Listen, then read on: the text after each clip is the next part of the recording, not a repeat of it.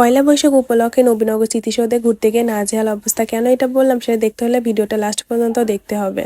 Hello lovely people, আসসালামু আলাইকুম। My name is তিওশি। Welcome to my official Facebook page and YouTube channel পকি couple 0.2। তো তোমরা সবাই কেমন আছো? আমি আল্লাহর রহমতে এখন আপাতত একটু ভালো আছি।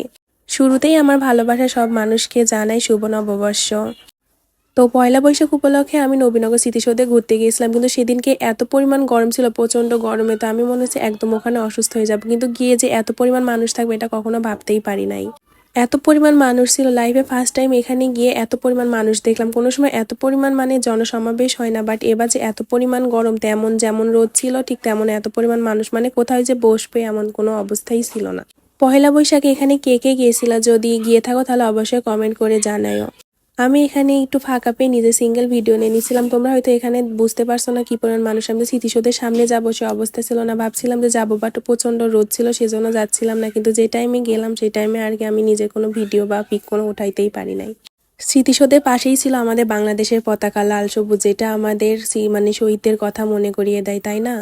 তো তোমরা ভিডিওতে তো সবাই দেখতেই পাচ্ছ কি পরিমাণ মানুষ ছিল। এত পরিমাণ মানুষ ছিল, আমাকে স্মৃতিসৌধের সামনে জীবন কিছুতেই নিয়ে যাবে না, যে অনেক ছেলে মানুষ আছে, তুমি যাবা কেন? তো আমি ঢুকতে আমাকে ওখান থেকে একটা গোলাপ ফুল কিনে দিয়েছিল। সবাই লাল গোলাপ নিচ্ছিল, বাট আমার ফেভারিট কালার হলুদ ছিল।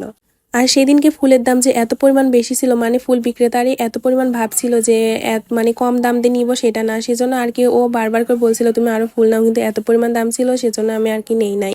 কারণ ফুল নিলে তো পরে নষ্ট হয়ে যাবে। পরে এখান থেকে 5টার পর সবাইকে বের করে দিয়েছিল, তখন গেছে আর আঙ্কেল বলছে যাও যাও। তো আমি তো অনেক ভয় পাচ্ছিলাম। পরে এসে এখানে বসে আছে, সাইডে তো স্মৃতি শহীদদের আমাদের কবর। তোমরা যারা যারা গেছো অবশ্যই তো এটা চিনবা।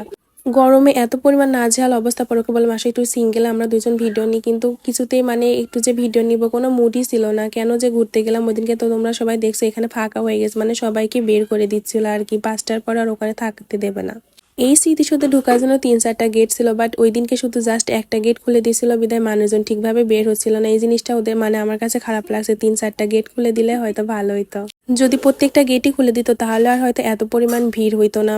পরে এই ময়ূরের এই পেখমগুলো আমার কাছে ভালো লাগতেছিল, বাট এইগুলার দাম এত পরিমাণ চাচ্ছিল, সে কারণে নেই নাই। আমি তো বাচ্চা মানুষ না যে এগুলো আর কি নিব।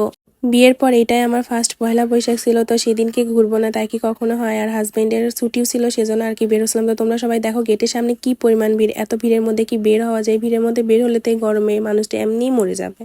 আমি ওকে বারবার বলতেছিলাম যে চলো বের হয়ে যায়, কিন্তু ও বলছে না, রাত 12টা বাজলেও তোমাকে সেই টাইমে আমি বের করবো, এত ভিড়ের মধ্যে নিব না তোমাকে। কেন অন্য ছেলে টাচ করে? তাহলে বোঝা আমার হাজবেন্ড আমাকে কতটা ভালোবাসে। অনেক মেয়ের কপালে এমন হাজবেন্ড আছে যে তারা চায় না যে তার বউকে অন্য কেউ টাচ করুক। শুধু গেটে না, ওভারব্রিজের এখানে যে কি অবস্থা, গেট দিয়ে বের হলে কি ওভারব্রিজ আমরা পার হতে পারতাম? আর সবাই যে দেয়াল টপকাচ্ছে, ছোট বাচ্চা বলে